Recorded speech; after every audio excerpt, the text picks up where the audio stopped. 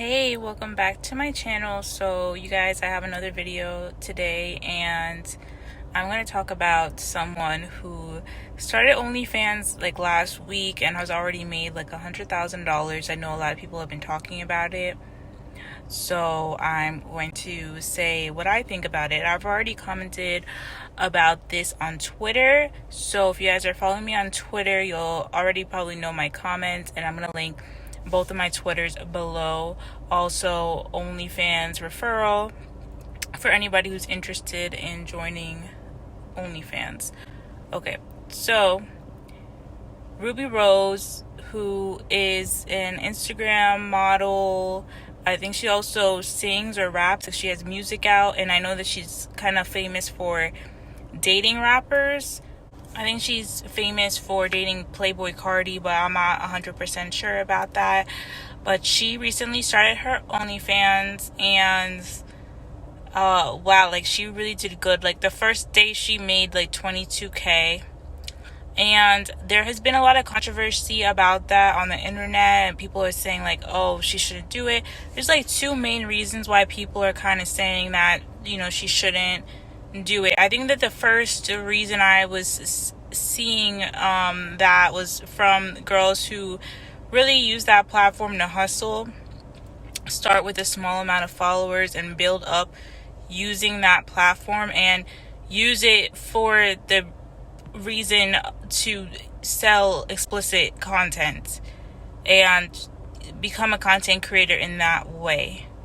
And I think a lot of people were upset. She has this large following, and most people have to build up to that. But in my opinion, as far as that, like that is literally why OnlyFans was created. It was for people with large followings to monetize their followings.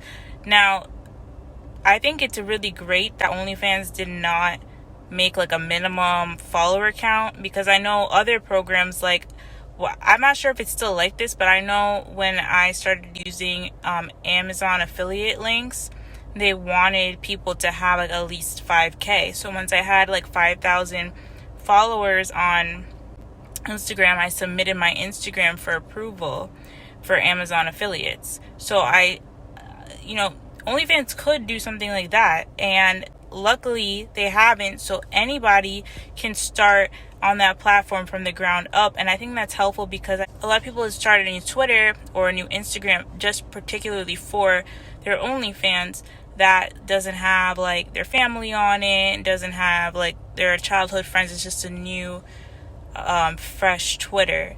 So a lot of people start OnlyFans with like 0 on Twitter, like less than 100 people on Twitter or on Instagram.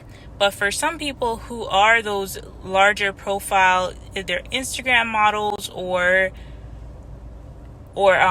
bigger, even like famous people like Black China or Safari, people like that, like when they start OnlyFans, they already have these built-in followers. And I think that OnlyFans, like I've already talked about this in my other video about OnlyFans, which I'll link because I already talked about this, but OnlyFans is basically like a Patreon, except for you have the ability to create explicit content on there, and that's the only difference. And for me, if someone is starting an OnlyFans or a Patreon for that matter, and they have a lot of followers already, they want to monetize the followers. Like Instagram does not have a monetization tool, neither does TikTok, and neither does Twitter. Only YouTube is like the only platform really with monetization. And then of course like blogs, personal blogs, but a lot of people don't even use those anymore. So I think that a platform like OnlyFans is really good, and because it has kind of that like sexual connotation, someone like her who is known for being a little bit sexy and risque, but not being a sex worker per se, but definitely a Jace, like known for being a hot girl, I think that it really will work for someone like her. Now, the second part, so I'm not upset about her. I don't think that she's taking money away from the sex workers who are hustling on that platform. But I do think that the second thing that people are upset about is kind of a valid concern. So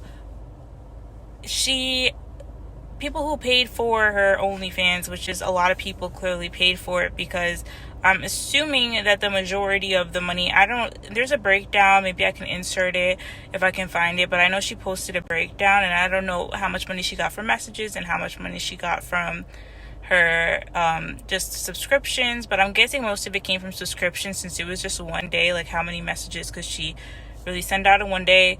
How many tips would she really get? But with her subscription, she basically made like 22K. So it's a lot of people who subscribed. So people who subscribed basically said, well, there's no new content on here. So all the content that actually was on her OnlyFans, it was basically already on her Instagram. So some people are saying that's a scam and that's an issue. In my opinion, it's not a scam. In my opinion, is it a good business practice? I don't think so. I think that it's supposed to be premium content, so you're paying more money to see new content. Now, does it make sense for every person who uses Instagram to instead use OnlyFans and have people pay to look at their content? Yeah, of course that would be ideal. It would be ideal if Instagram actually paid people for having large followings and having people come to their page, and that would be ideal, because there are ads on Instagram, right? But I think that I personally would not operate in that way personally. I don't have like a big problem because it's none of my business. I don't care. I don't think it's going to affect like how much money someone else makes on the platform. But in my opinion, I think that there should be something new on the platform. Now, the fact that she erased the bra strap and she put brown on the bra strap in the photo when she used like the paint tool to do that, to make it look like it was a nude photo when it wasn't a nude photo, that is a little scammy, like, I'm not gonna lie. But in the end of the day, I don't think it really affects other people. And if you pay for it, then you're basically paying at your own risk. And it's not that you didn't get anything, you just maybe didn't get what you thought you were gonna get. And I don't think that she really advertised like that she was gonna be doing like extreme content, but she also didn't say that it wasn't going to be anything different from her Instagram. So in my opinion, that's a gorgeous girl, and I think that men are interested in her. I think she probably already had a large male following on her Instagram. So when someone like that does stuff like that, and I know there was one other YouTuber who actually did that, who literally just put the same photos from her Instagram onto her OnlyFans, and I think it actually was Lamazante that people said it was like the exact same photos. Somebody did a review on her OnlyFans and it was the exact same photos. And to me, it's like, that's not really sustainable, because once people realize you're not uploading regularly, or you're just uploading the exact same thing that's on your Instagram, they're not gonna continue to subscribe month to month. So it's really not sustainable. Someone like Safari did it, and usually these like celebrity people have higher subscription rates, so it's like it's less incentive to do subscriptions. But also she might be giving away more in the messages. You might have to do pay-per-view. So someone like Trisha Paytas, for example, who has a large following, who has been posting suggestive thumbnails since the beginning of YouTube, and is finally able to monetize off of it. And not only is she able to monetize off of it, but she has gone fully in to it and has done girl content. She did more than she, I think, had to do. She literally could have just posted nudes. I posted similar content to what was on her Patreon, which was like her walking around her house naked or something like that, and she would have made money, and I wouldn't even have been upset with that. But she's going like above and beyond. Like, she's really going in on her OnlyFans, which is great for Trisha. Obviously, it is for people who already have a fan base, but it can also be for people who are growing a fan base. And when I'm done with 3 months, I'm going to explain like how it's worked in my case, in my scenario. But when people start, you can build up on there, and that's great. But it is going to be easier for someone who already has a built-in fan base. And then there's people with large fan bases just from premium content. So like, that's, for example, Lena the Plug. It just comes to my mind because they just did the collab, and I was like looking at that. But someone like her, she basically built her whole brand around the fact that she does premium content, so it works for her. And she's done all different types. She's done Snapchat, and she's done camming, and now she's doing OnlyFans. And there's always going to be something else. There's always going to be something else popping up, but maybe OnlyFans will be much bigger. And even someone like Safari, people have reviewed his and said it's really not much that he's posting on there, or it's just him and his wife like making out really like roughly, which to me is not, you're not going to see that on Instagram. So if you're interested in them as a couple, then you probably will want to subscribe to their OnlyFans. It's not a big deal. Everyone has a choice to pay for whatever they want, and I don't think that a celebrity going on there is demeaning the platform.